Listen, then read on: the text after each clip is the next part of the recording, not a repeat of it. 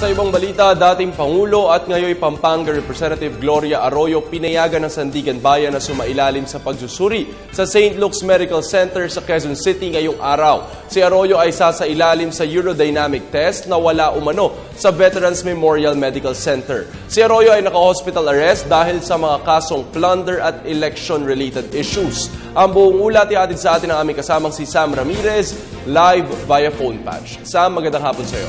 Magandang hapon din sa iyo, JC. Anumang oras simula ngayon ay inaasahan ng darating si dating Pangulong Gloria Macapagal Arroyo at ngayon ay isang Pampanga representative dito sa St. Luke's Medical Center sa Quezon City. Ito'y bungsod ng pag-aproba ng Sandigan Bayan sa hiling ng kanilang kampo na magsailalim sa isang urodynamic testing si dating Pangulong GMA dahil sa komplikasyon sa pag-ihi. Sinabi ng kanyang abogado na si Attorney Modesto Ticman Jr.